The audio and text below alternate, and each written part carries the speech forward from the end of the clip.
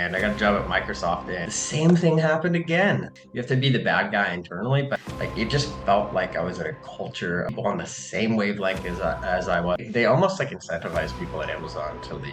Understand you can't scale without, you can't grow with their people's roles. A lot of people become billionaires that way. Welcome to Builders, the podcast for impact-driven leaders who are done carrying it all and ready to scale with clarity, strategy, and freedom. I'm your host, Alex Snyder, strategic growth architect, creator of the CEO Recode, and second brain to leaders who are building brilliant companies without sacrificing every ounce of their time, energy, or sanity. Each episode, I sit down with bold leaders who've rebuilt, recalibrated, or redefined what it means to lead well and live well on their own terms. We talk messy pivots, leadership upgrades, tactical wins, and the deep personal work it takes to build a business that actually works for you. If you love the episode, make sure you follow, rate, and share it with another leader who's building big and wants to build smarter. And if you're listening and thinking, damn, I need someone in the guts of my business with me, let's talk. Book your free business breakdown call using the link in the show notes. In 30 minutes, I'll help you pinpoint where blockers in your time, team, or strategy are silently stalling your growth and define 2 to 3 high impact shifts you can implement now to regain traction and build momentum.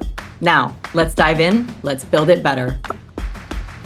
Hey, Alex, thank you so much for joining me today. I'm so excited to jump into all things customer success and success on your terms and all the good things that we talk about here.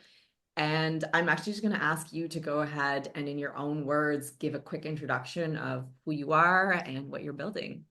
Yeah. Thanks for having me. First off, I'm Alex. I am originally from North Idaho. Very proud of that.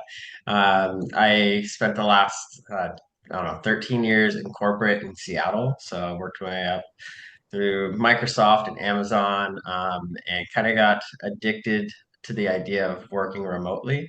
And COVID happened. This is not a unique story, but COVID happened, and it kind of allowed me to do that. And I looked back at what was my experience the last 10 13 years, and it was all around one topic of customer success.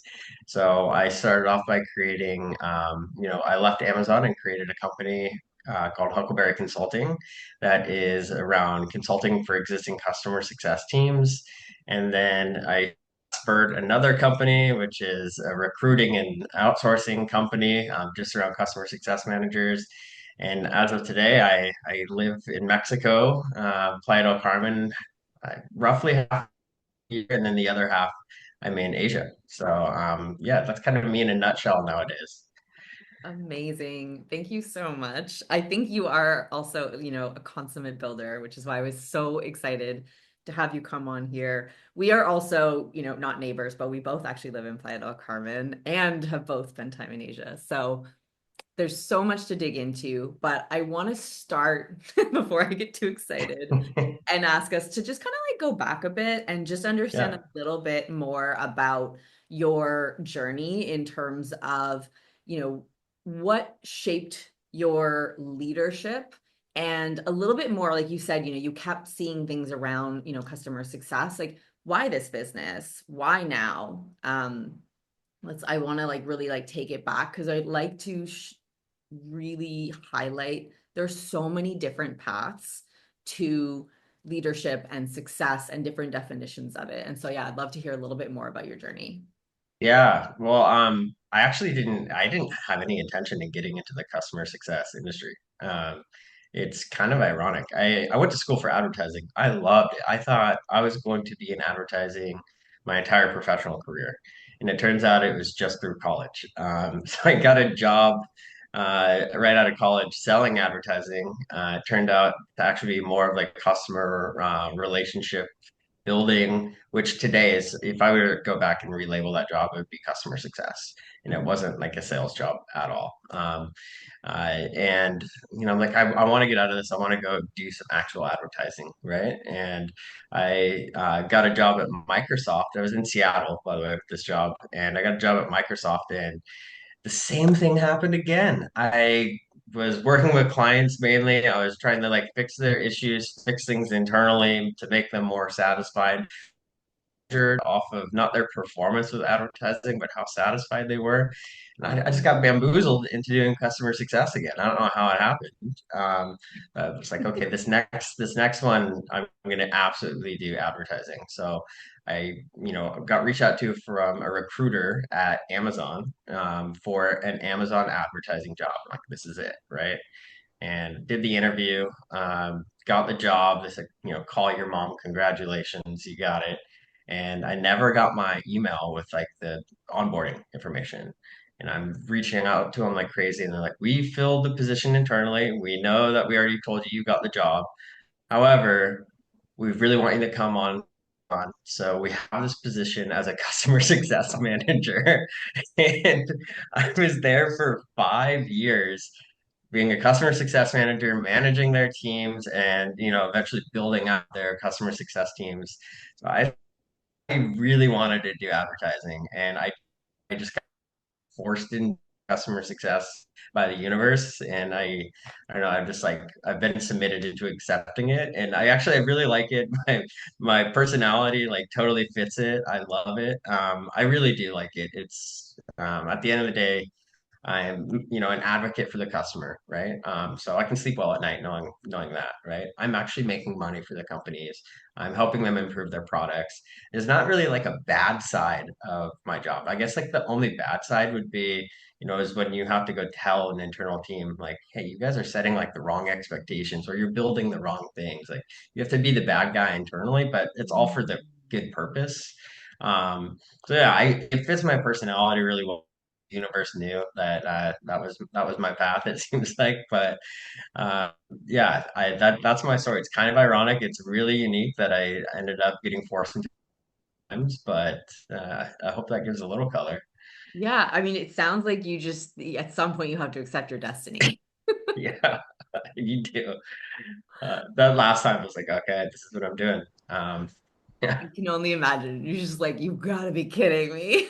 yeah. It was definitely, and you got to take it. It's a great job. It was Incredible working at company. it. Yeah, incredible company. The scale of the things that you impacted.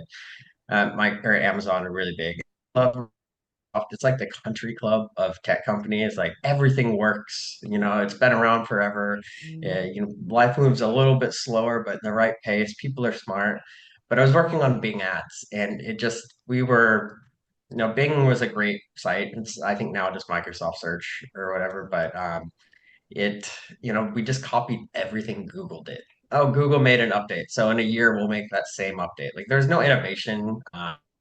And yeah, so it just didn't feel like I was like moving the needle there. So Amazon was totally different. Every day really feels like day one.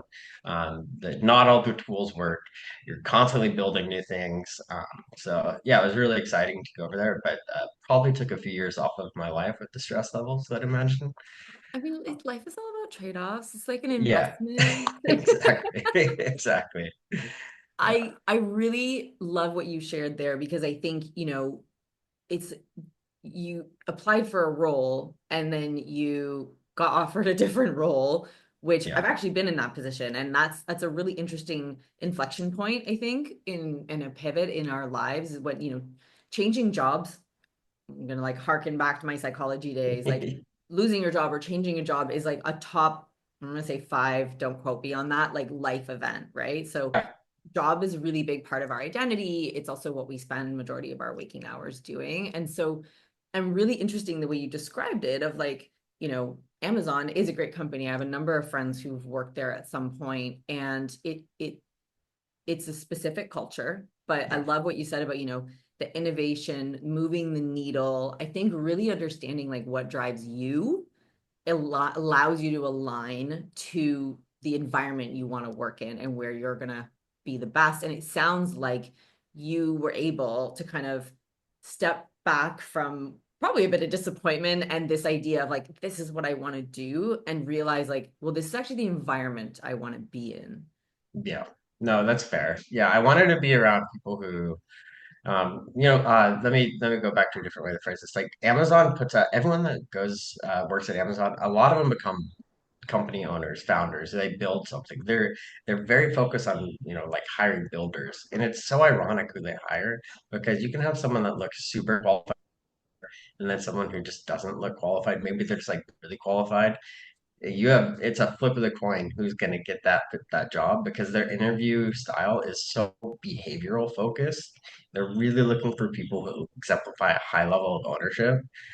So when I got onto Amazon, I mean, everyone at Microsoft is really great to know, but like it just felt like I was in a culture of people on the same wavelength as I was, like just really smart in different ways, right? And people who were hungry and wanted to work really hard, right? Yeah, that's really relatable. I think when I graduated and went into strategy consulting, which has like a terrible rap for a good reason, but it was one of the first times I felt like I was like in the right place. Like I Nice. felt like I was surrounded by people who really were driven in a similar way, where there was a value alignment. We had extremely strong culture, and I think in consulting, you're constantly going out to clients. So you actually Yeah. need even a stronger culture because your team are often spending more time outside of the business than in it. Yep. But I remember it absolutely, I mean, drove me to burnout probably, but it Yeah. drove me to a level of performance and it all, but without some of the frustration and resentment and that I had had in other environments where it was less common. Like not everyone what didn't feel like everyone was on the same like energy, like Yeah. No, I get it. and it really allowed me to sustain that performance in a different way. And it sounds like Amazon had some of that. Amazon, Google, like they are known for that. And while it might seem counterintuitive to hire people who are going to kind of go build their own company eventually, I think that's also the reality of innovation is like it's fast. It needs to move quickly and it often needs fresh blood. Absolutely. Yeah. They almost like incentivize people at Amazon to leave. Mhm. Um, they have like these really strong signing bonuses, right? And then you could be there, for 5 years and you're making less than when you started, which is like a really unique thing. And they call it the boomerang strategy. So the people who like really want to work at Amazon and stay there, they have to leave at a certain point for a few years and then come back. Now, not everyone has to do that, but just like to justify the pay. So they'll leave and they'll come back and actually get like, a higher salary, right? But if they stay, they might make less. But like the promotion path there is you just really got to be on top of it. And honestly, it's one of the reasons it was time for me to leave is once you start getting into that, kind of like it's either time to leave or you really got to keep climbing the ladder. Like a few times there, leveled up a few times, but it was either I have to do the boomerang thing or get into the picks. Really, is what it was. Like a little bit of internal political stuff to like climb the ladder for longevity there, um, and then more to be even more honest, it was the remote work. Right, they were like threatening to bring everyone back to office. They'd done several different, you have to come home or come back to Seattle right away. Work starts, next week type emails, and like they never came to fruition. I just got so tired of it. Mhm. And it was just like a push for me to do what I, at the end of the day, wanted to do, which was start my own company. The timing wasn't exactly ideal since I was getting married like a month later. So, yeah, if anyone's paid for a wedding, uh, Yeah. yeah, don't don't leave your job right before. Or in your case, 3 weddings over the course of a Yeah, year and I a half. knew you were gonna say for anyone listening, I've been married to my wife 3 times in the course of 2 years. Yeah. Yeah. Same wife, just to be clear. Exactly. No divorces, just 3 weddings. Yeah. Love that. Yeah. I love what you said because I actually have seen a version of that. I'm not sure if in consulting it's a strategy, if I'm honest, but people, will go out and then come back in. And I think part of that is a bit of the salary game, right? Like signing bonuses tend to be good. You tend to get a lot of companies make this mistake if it's not a strategic decision, it's often a mistake of like recruiting hard and really paying people to bring them in and then not keeping up like the people that Yeah. you want to retain.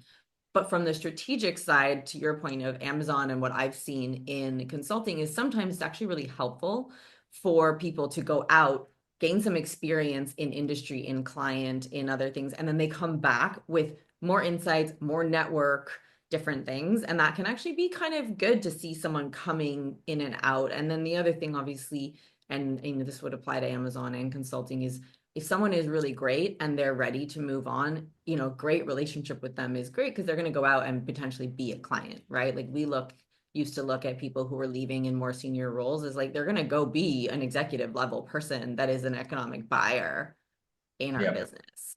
So I think Yeah. that really speaks to your culture doesn't just define how people work internally, it defines how people experience you externally, and it often defines how people will talk about you once they've moved on. And I think to your point, I'd love to dig into this. You knew it was time to move on for a variety of reasons. And in a large part, you had a dream and you had a lifestyle you wanted. And staying in your current role just wasn't aligning to either of those anymore. Is that right? That's correct. Like I've I came to Mexico for a two-month vacation. It's been 4 years. I fell in love with it right away, right? And I came down here to have a little fun and to be honest, like, potentially meet some girls. And I was, out of a 4-year relationship. So I was just trying to come down here and have fun. I met my wife on my second day. I fell head over heels for her. I had always had on a bucket list to live in another country for a year. So, I really wanted an opportunity to check that off. And, I think once I got to like month 4 here, it was really clear that my priorities have changed. Like, it's more important for me to outside of the US and to this girl, that had just entered my life. Um, and really, keeping on the corporate or living in Seattle or just in the U.S. in general. Like I had other things that I needed to do, and my experience, even working remotely for a corporate job, it didn't give the flexibility in order to really enjoy my life, right? Yeah. And that's not harping on anyone that's working like a 9 to 5 job. I promise you, I'm not. I have a ton of support for that. I just, where I was at in my life, I needed something with more flexibility where I could work 16-hour days, just it's gonna look different, right? Yeah. I can, meet all sorts of different people. I can work in Bangkok, right? Different things. So for me, my priorities changed, and a lot of that had to do because I fell in love with the country and I fell in love with the girl, right? So I love that. So I like to talk about wealthy leadership, right? That's what you're talking about, in my opinion, yeah, and success on your terms, because I think we can all agree that there are some societally agreed like definitions of success, but I don't think we ever really understand what's under them when we're younger. Like we're just like, oh, like if you do these things or you have these things, then, most people will think that you have won.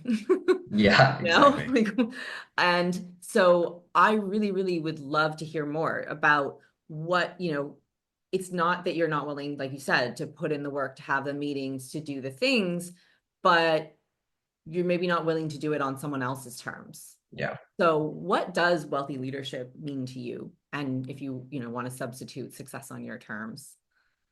yeah.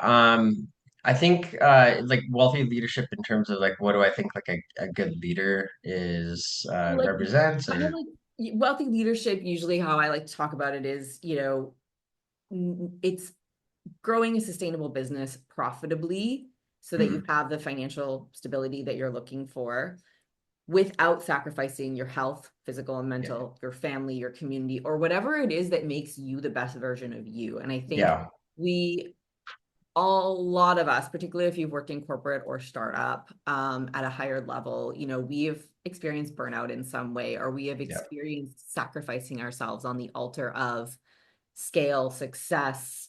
A lot of us are a little bit hypocritical. We're trying to lead a team and build this culture, but we're not never unplugging or, yeah, you know, all these things. And so for me, when I think about wealthy leadership, I think about, it's building a business that doesn't just run on your constant effort mm, and commitment and yeah, having whatever the life you you deserve is, right? And so I guess it's really like for me, like what does success mean to you?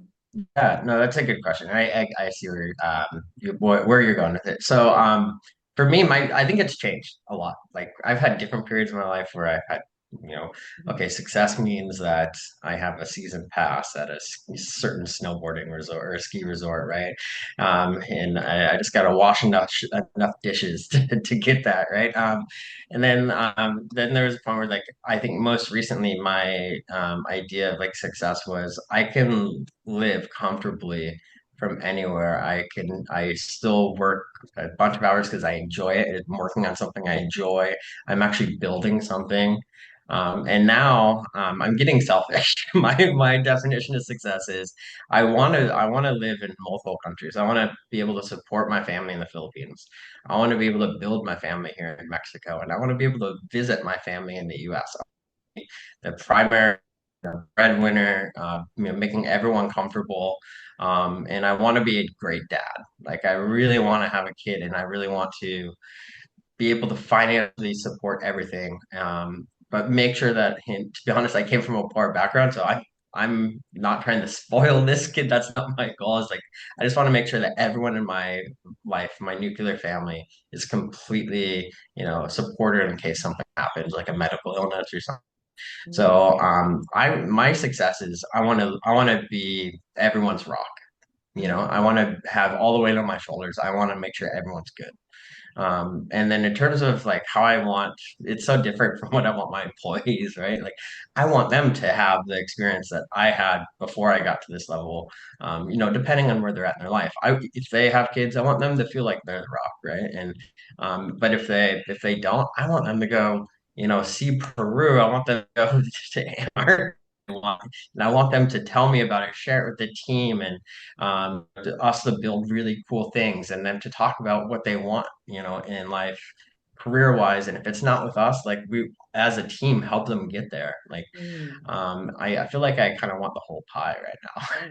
now. you I mean, know? that doesn't sound very selfish. It feels like you're trying to give like so many people in your atmosphere the best experience and support and, place for each of them to grow. Like that sounds pretty epic.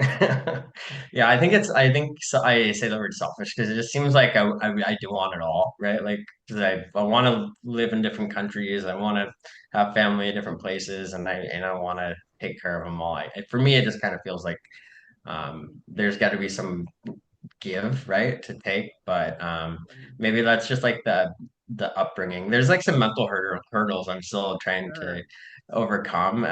Coming as like an employee, also coming from a poor background, like there's a lot of mental obstacles in my way, not necessarily physical, but and it's crazy how they just like kind of reveal themselves every week, right? There's a I new can one. relate so Yeah. much. I think that it's like we almost have to have this like audacious touchstone because otherwise like all the beliefs and restraints that we grew up with like they are lingering, right? Yeah. And so that a friend of mine just got, I think she got tattooed like why the hell not or something. That's funny. And Not she's Porque like no. us. She's a business owner. She's, built seven-figure business. She comes from extreme, poverty.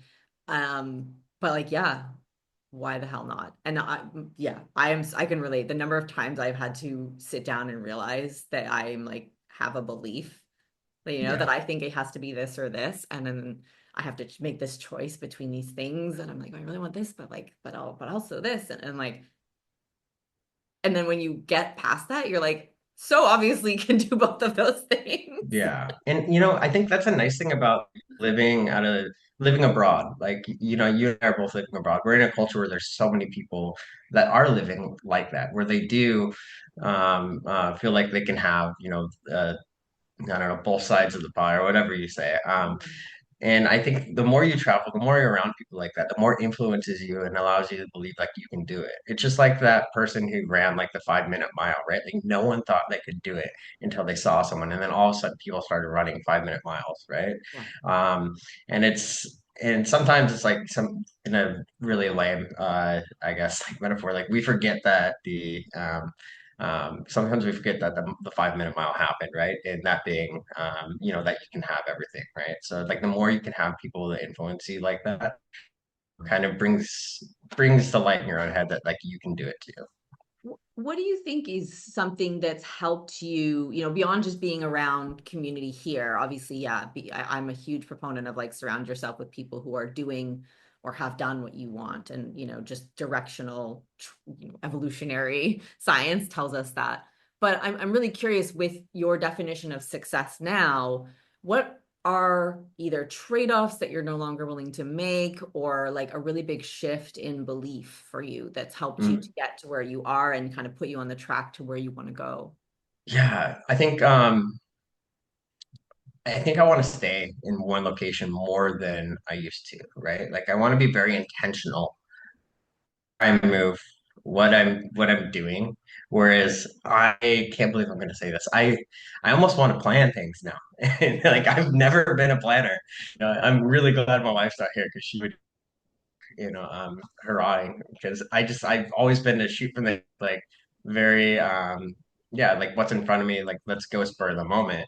And I think kind of like that value is changing. Like I actually want to be more intentional because if I'm not, I can't be as consistent for other people and I can't ensure that things are gonna happen, right? Mm, So I think that's like a really big shift. And I'm starting to look at other people as like role models too.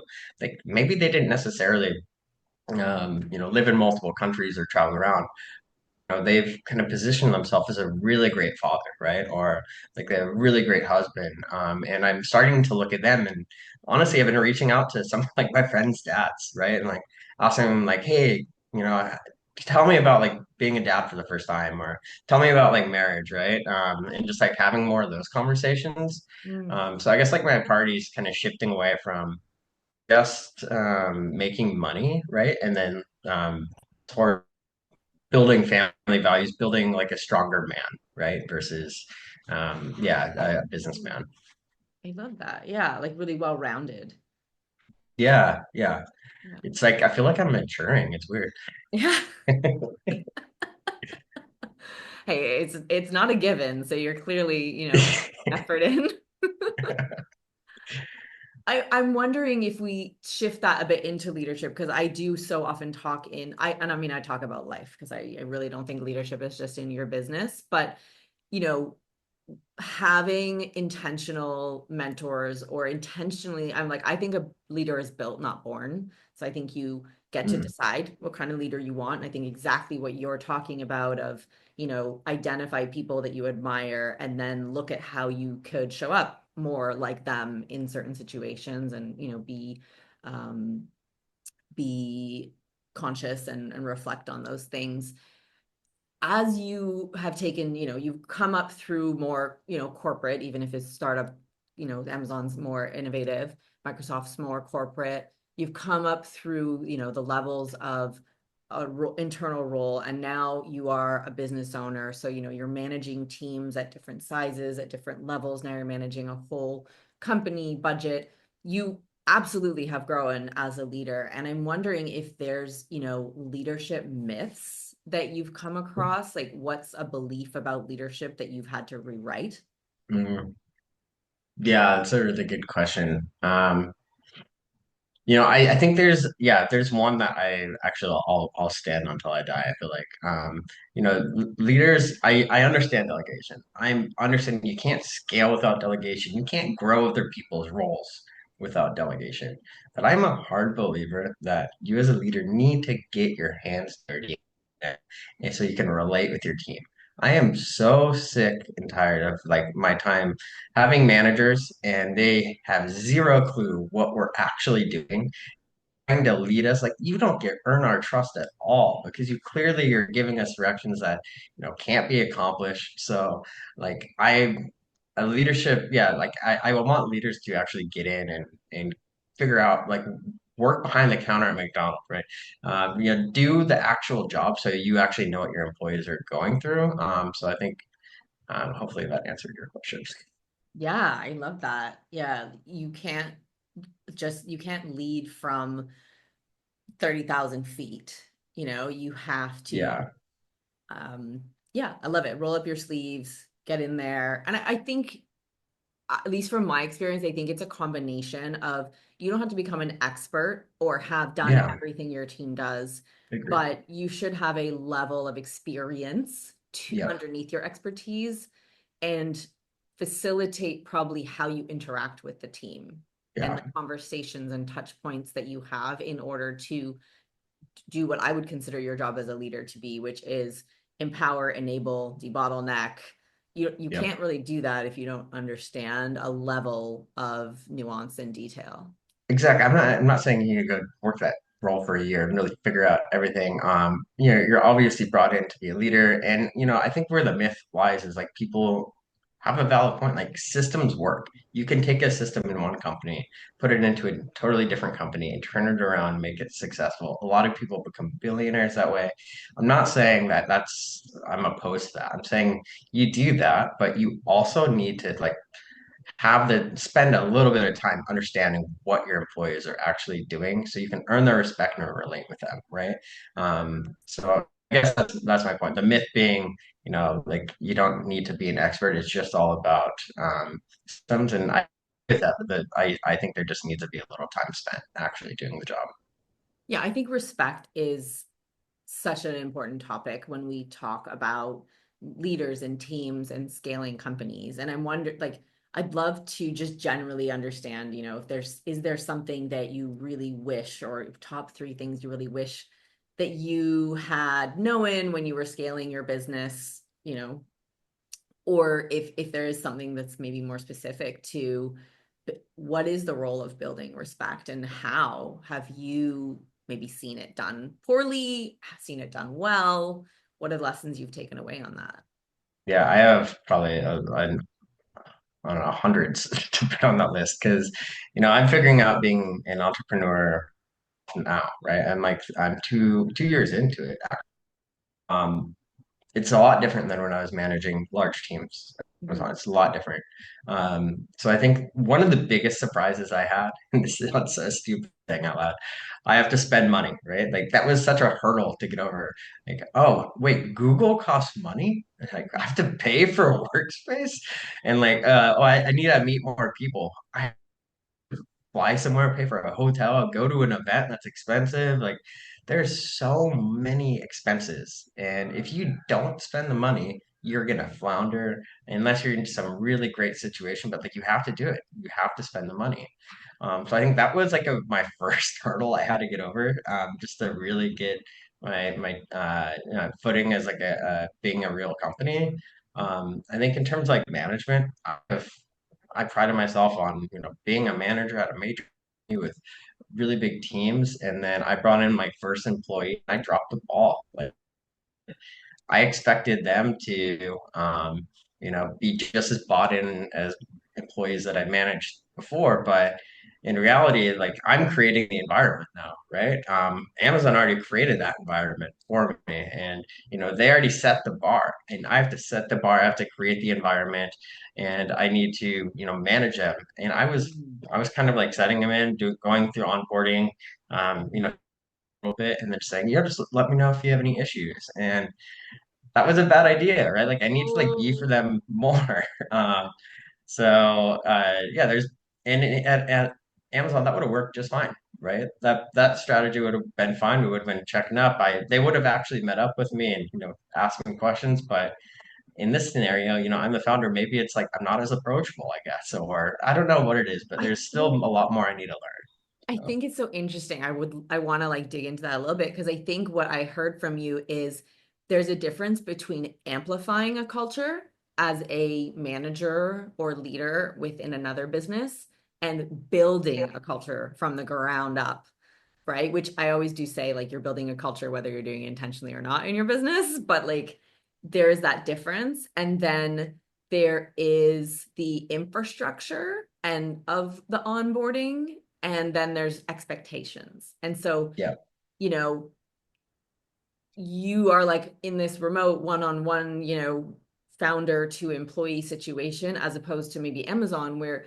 they've probably got coffee chats set up. There's people saying there's just people telling them like, no, go ask Alex about the thing, Whereas, yeah, you're now the founder. There's just less there's just less social norms like within the business in those early stages. And so you just don't have that to fall back on, right? Like there's Yep. just no scaffolding. You're just like up on that beam, like figuring it out. Yep. And I think I talk a lot about this, like expectation. There's the role, there's the deliverables, there's some structure, but then how we work together is very different, right? Yep. Like who sets up meetings? Who decides when we have meetings, right? Like I personally hire people and I say this in interviews. I'm like, this is my definition of managing up.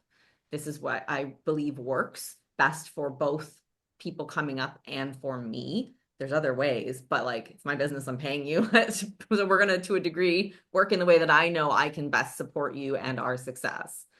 And it sounds like all of those things are things that you've had to like encounter. Whereas before there was like a base layer that existed, and then you just got to like build and amplify it. Yeah, it's crazy how much you have to build beyond just the company, right? Mm. The culture, the protocol, and I was focusing on the product, and I was focusing on bringing in the customers, right? Um, I built out some SOPs and stuff, but there's so much more that goes into like building a team with an actual hierarchy and how things operate internally. So I've learned a lot. I've learned a lot, and I'm going to continue to learn. And I think to add to like mentors and people I reach out to, there's people in like Dynamite Circle that I reach out to that I truly trust with their opinions. And I'm in another mastermind called Speakeasy, right? And there's some people there that really reach out to me, and I can ask these questions with. So yeah, I think you did a good job at rounding it up, but there's just a lot that I need to do. I'm only 2 years into it. We've found some success. We have a good product. Um, so I know that we're on the right path. It's just like a lot on me right now to kind of Mm. prov provide for the rest of the team. I think that is a really great point to kind of what I was actually wanting to ask you about the clients that you work with. So, to the point you just made, in the early days of a business, it's often a one or two man show, right? Like Yeah. there's the person who is developing a product or service, delivering it, selling it, is also the person who is the main point of contact for customers, right? And so Yeah. when you start to scale, you start to delineate that role and you start to have the person who conceptualized what it should be, the person who sells it, and then the person who supports a client. Those start to become different humans, not just different like titles, Yeah. but an actual different person. And is, in your experience, is that where it starts to get harder? Or what kind of changes at that phase? Yeah. I think there's a few things that tie into it maybe being harder. Okay. So I think when it starts to change, it's harder because a lot of your time goes into finding the right people and putting trust into people to like take over those areas, right? But it's also easier because it's something's taken off your plate and you can go look another direction, right? So Mhm. like as long as you have someone coming in that you can trust, or like it's the reason why you hire like outsourcing companies or like placement companies, because you just don't have the time as a founder to go do that stuff. And if you can ensure that you have the right people coming in, it's not harder. It's actually easier, right? But the time that you have to spend with them post hire, is the harder part. Thank God we have AI that with a lot of this stuff, we can have calls and it turns into SOPs, or I can go do a performance, right, with scribe recording and it creates an SOP in a video, right? There's so many things now that make it a little easier. Um, but yeah, sorry, what was the first part of that as well? So I was just curious, like, as when you start to go from like one man band where you're kind of wearing all the hats, so you're conceptualizing a product or service, you're selling it, you're delivering it, and you're supporting customers Yeah. through it.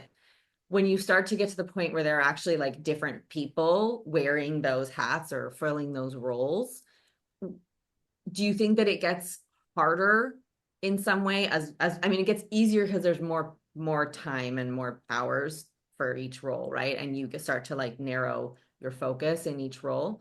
But I'm wondering, do you also think it gets harder? And I guess from your hat or lens from a customer service and success side, do you think that it gets more difficult when the person who is, you know, conceptualizing it is not the person who's actually supporting the Yeah. No, client? I don't think it gets harder unless something breaks, right? Because if something breaks, then people have to scramble to fill in an area where they haven't been covering, right? And there's clearly a system breakdown, and that does impact the customer, right? So I don't think that it necessarily gets harder from like a leadership standpoint. Maybe there's more time taken, you get time back, also more time taken because you have to ensure, everyone is happy at the company. And I think until you get to a level where you have managers in place and you're really only talking to like three people, Mhm. um, uh, until you get to that point, it's probably at that point it's a little easier and you're just making the big decisions. But I don't think it's harder until something breaks sense. Yeah. Yeah. I think actually let's like take a step back for people who are listening and let's actually talk about what, customer success is because I like to think like there's customer service. We've all called a customer service Yeah. line at some point in our life. And I personally don't believe that that's the same as customer success. So maybe can you give a quick overview of what is customer success and, what is that role within a business? Yeah, it's honestly the most common question I get. So customer service and representatives, they're going to be very reactive, right? So when you have an issue, you're going to reach out to customer support service representative, whoever that may be. Customer success is going to be proactive. So yes, they might be one of those people that you can reach out to, but in reality, they're going to be coming and talking to you about, let's say, like an advertising. They're going to come and talk about, are we achieving your goals? What have we done to not achieve your goals? They're looking at more big picture and they're being proactive, right? Mhm. They're actually going to be making sure that you're working towards achieving your goals, and they're going to be taking any negative feedback that you have to adjust on internally to make sure that they're resolved. Um, and then, yeah, customer representatives say like, "Hey, my website is down," or this issue. Um, they're gonna handle your issue right away as a reactive measure. But the customer success is gonna make sure that that website never went down, or maybe it went down for one customer and they prevent that issue from happening to all customers, right? So they're very proactive at looking at ways to prevent issues from impacting a customer journey. Yeah. So I often, especially if when I'm working in kind of the VC accelerator, like founder fundraising space, we talk a lot about, traction, customer attraction, cost of acquisition. So like really looking at like how do you get people into your business to grow? And one thing that I talk a lot to founders about is you need to show that to investors, you need to show traction, but you need to also show that you're keeping customers because if you're bringing them in and they're not staying, then it's just a flow through and you're not growing and it's not a sustainable business. I'm wondering for you, how similar is customer retention, customer success to sales? And what are the metrics that, Hmm. customer success team should be looking at? Yeah, it's a great question as well. It's not, I'd say there's a separation between customer success and sales. That's pretty big, right? Like, customer success was created because there was account managers before, right? But they had a sales incentive. So they were reaching out to manage their clients or customers, but they always kind of had an agenda to sell them something, right? They weren't there necessarily to help them, ensure that they're enjoying the services or if there's anything that can change or, they doing their goals. So customer success was created to account manager, but not have that sales incentive, not be trying to push them into a certain direction, move them towards achieving their goals. But ironically, that earns a lot of trust, right? And then they become the perfect person to suggest an upsell when it makes sense strategically. So a lot of times you start to see people treat customer success kind of like a sales arm for upselling, but they have to earn that trust first, and they really can't be judged off of that sales quota. If Mm, I think that's a good way to kind of separate the two. I really like that distinction.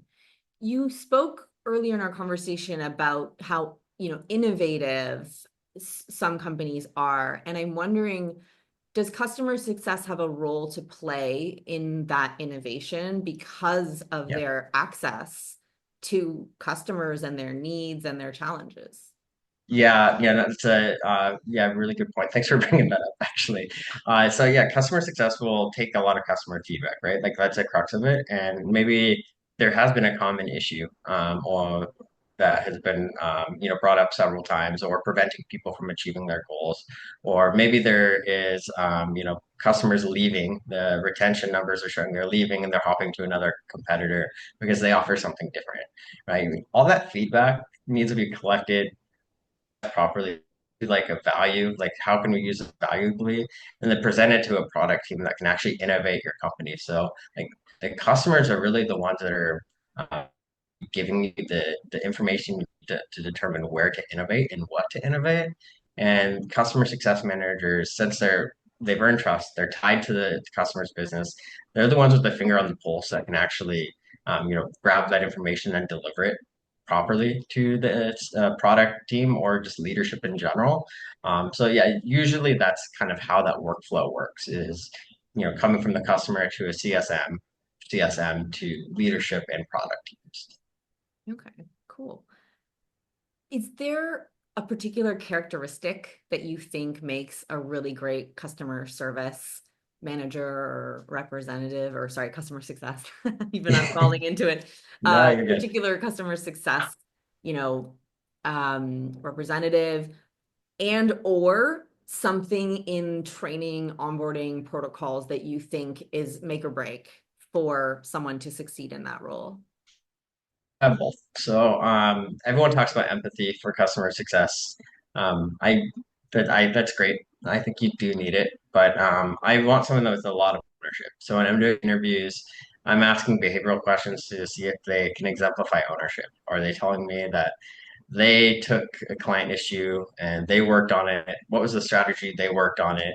They analyzed it. They put it in place. Even if they worked with another team, they saw it through, right? They were the ones that brought the solution back, and then they scaled it out to the rest of the team. That shows like a lot of ownership.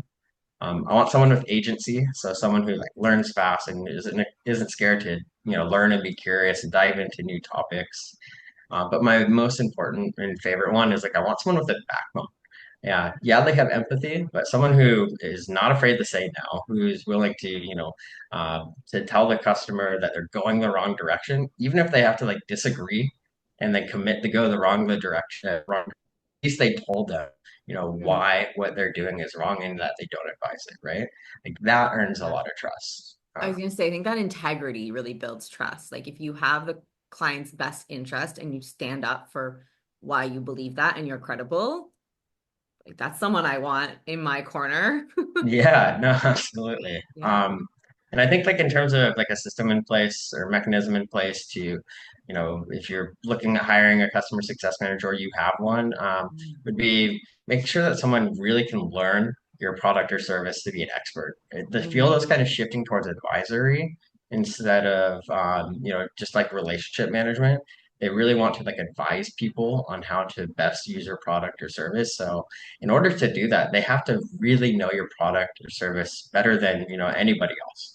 So if you don't have a training program, have someone that can spend all the time in the world with them to get them up to speed. If you have both, that's um, and I think a feedback loop is really big. So like having a ability, like a built-in already, or be willing to reach out to customers, collecting their feedback, and being able, like having a process where you take that feedback and you actually do something with it internally, whether that be innovating new products and services, with the product team, changing how customer support, works with the clients when they're reaching out with urgent issues, or a lot of times it's fixing the expectations that sales set, right, during the sales process, because there's an expectation gap after, they've made their purchase versus what they perceived.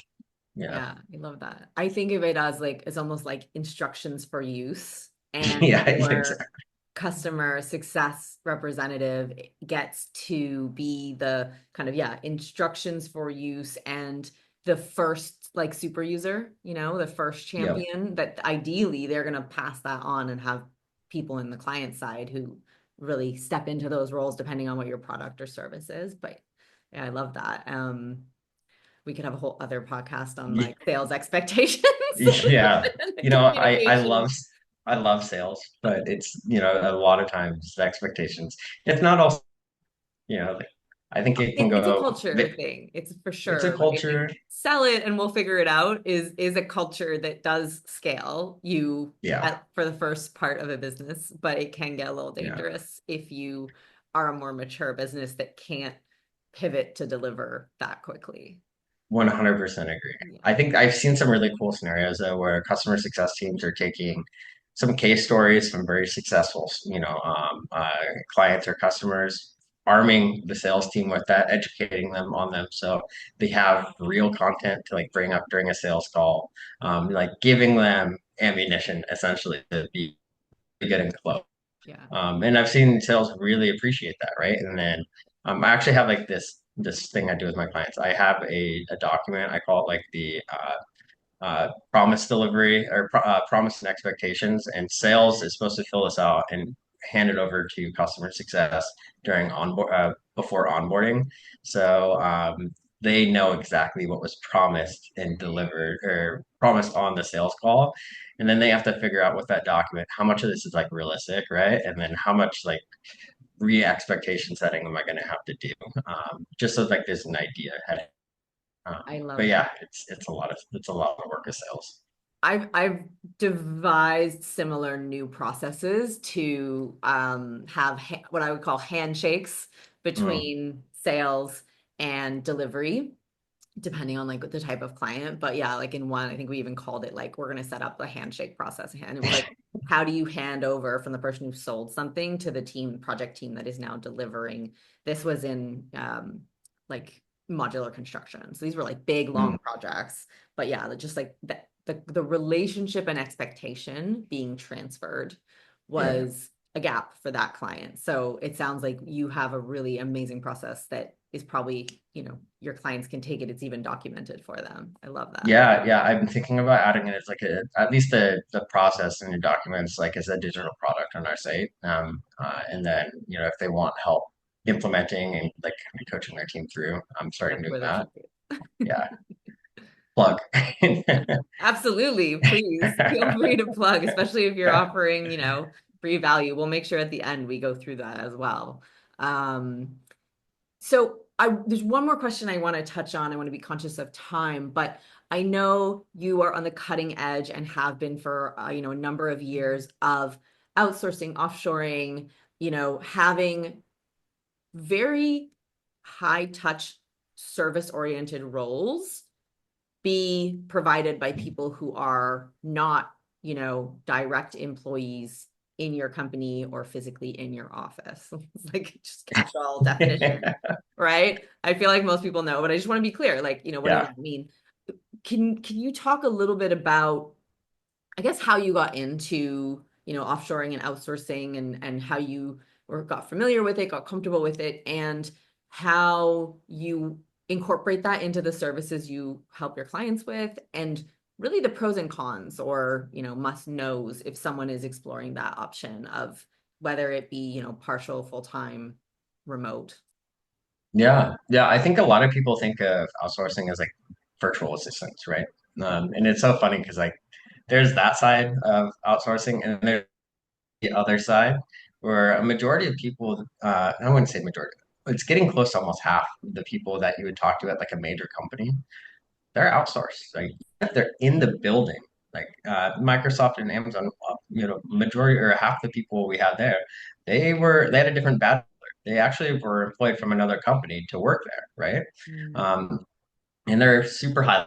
They're very skilled. It just they have companies kind of there's a series of different benefits. Like one, they don't have to manage the fulfillment of payments, right? Compensation, benefit. So like that's a huge relief to kind of just go ahead and pay someone to take care of that service, right? They can actually, have a full-time recruiter because of that. Someone can actually be looking and filling these spots that are maybe upcoming needs, or replacements of people leaving. Like those can be filled with spend money on a full-time recruiter, the salary, all these different things that kind of really it turns into like millions of dollars, right? At these big companies. And even on like a smaller level, like that model has been replicated. So I got introduced to, I think, more of that realm outside of corporate with my wife. She owns an outsourcing company, and she's owned it for I think 15 years. Mhm. If anyone doesn't know my wife, she's quite the entrepreneur. So she's had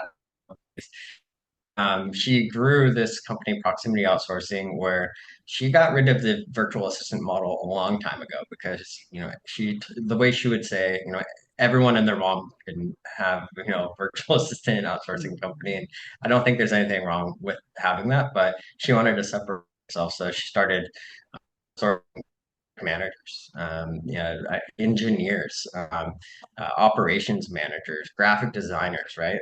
So actually hire people part time, 10 hours a week, 20 hours a week, 40 hours a week from different countries with, of different languages, different skill sets, bring on for full time or or project based. So there's like so many different options when you go that route. And for me, that was my experience with just my wife's, right? And then working at corporate, seeing that. But through doing my consulting, people started to ask me to hire customer success managers for them because it's a really difficult position to hire. There's a lot of people that will leave you because it's a kind of a gateway, maybe into like another position, or they're just people don't have the knack to be so multifaceted all the time. And so it's a very unique person who just really excels at it. And I know how to hire them. So I started another company called Get CSM, and we placement and all of a sudden we started doing outsourcing as well, kind of with the help of my wife's team. But I just manage all of the outsourcing for customer success managers. I love that. Such a power couple. I'll make sure to link Carla's episode from last season in here because her story is a vibe as well. And yeah, I mean, I think also kudos to you guys in seeing, what is a fairly natural fit, but absolutely like opportunity to amplify each of your businesses by leveraging those skills. So you know how to hire customer success Yeah, managers, customer success, inside and out. And then Carla and the proximity team, they really understand that like global resource pool and they understand how to onboard culture, everything, somebody who doesn't sit within your organization. So I think that's such an incredible combination that obviously like, yeah, I'll plug that for you that oh, you are thank you. bringing something that other customer success experts might not have, right? Like Yeah. what that combination kind of joint venture looks like. I love that. Yeah, thank you so much. Yeah, a lot of people in my field, they're like coaches to try to get people customer success jobs, or they are in the industry themselves, or talker speakers, right? And I've definitely kind of found my own niche in the industry, and one that I'm like really good at and I really enjoy. So I'm Yeah. happy to be here. Well, and I love that because that's such a full circle of, what is success? Like it's enjoying what you do and it gives you a life that you love. Yeah, So I love that for you. Um, and I think, one more kind of plug or piece around this is finding the right person. Like I love that you talked about the behavioral components that you're looking for. Like interviewing is a skill and yeah, weeding through people is a skill. And these days CVs and everything, especially with AI, I'm like, yeah, like it's fine, it's useful, but really learning how to interview people, how to then, as I said, kind of you have like what do they need to know as a customer success um, representative, but onboarding people to a team is a bigger picture. And I yeah. think that, and I know proximity is amazing at that. And therefore your kind of joint venture there is as well. Like, that is a skill. And then to your point, in this particular industry role of customer success, it is a I would say moderate to high turnover type role. So how do you maintain people? Because there's a huge benefit to maintaining people for your customers, for yourself, for your bottom line, for your Yeah. sanity. Like those things I think are huge, and we could do a whole nother conversation. But I think everything you've shared, it makes it very clear that that is what you're bringing to the table. Yeah, I things that do help. You got to pay people well. Like honestly, I hate seeing people not get paid appropriately. It's honestly what's created for outsourcing for real levels like that, like us, or like bigger positions like what Carla does. Because people will treat VAs like a project manager, and they got hired to be a VA, and they just want to pay a VA salary, right? Mhm. So you got to pay people at the skill level well enough. You have to give them benefits, and I do community for anyone I place. I have a Discord community where they only have access to, and we share customer success skills, funny memes. We do training sessions, and they're constant upskilling, new tool access. So it's just like a spot for us to really like continue to build our skills, and I think that helps a lot. And that community is for people that you've placed in Correct. clients. Yeah. Amazing. I love Yeah. that. That's I'm like constantly giving them the ability to get better at their job and a space to reach out to me that where their employer isn't, hey, I think I'm, lacking in this one area, and I can help them address that pretty fast. Maybe selfishly, I just want to talk customer success because I'm a little bit of a nerd for it. But I've seen a positive impact in terms of their retention because, what might have been an issue one week, the next week we've already talked about it, we've addressed it, we've, put some time into it. So it's not necessarily a glaring issue anymore, and it doesn't snowball into a bigger issue where they're getting, released from their position. That's what I was going to say is I think what you, especially if this is a growing organization where there isn't a huge customer success team that they can bounce these ideas around, and Yeah. leadership that really like lives and breathes it the way that you do. Plus it's a safe space where you're not having to like bear your, like Yeah, your weakness in 100%. front of your team or your boss. Like I actually think that's amazing. That's incredible value that, absolutely is driving more and more value for anyone who gets recruited through you and anyone who's, having you, your clients who are having you recruit for them. I love that. Thank you. And at the end of the day, like I get some really cool memes, so it's fun. Yeah. I mean, I live for memes, so I personally Yeah. think that's great. I'll join for the memes. Yeah, yeah. We'll send you a link. So at the end of the podcast, I am going to ask you to share, really quickly how people can get in touch with you, work with you, access your resources. But before we do that, I have a couple rapid fire questions that I'd love to ask you. So you can absolutely pass on them. They can Okay. be one-word answers, whatever suits you. There's no rhyme or reason. We just want to like run through them really quickly. You ready? All right. Let's do this. Okay. What's one decision that changed everything for you as a leader? I'm moving out of the US. Love that. What does strategy feel like when you're doing it well? Easy. Mm. Is there a book, podcast, or person that really like cracked something open for you? Yeah, I really like My First Million.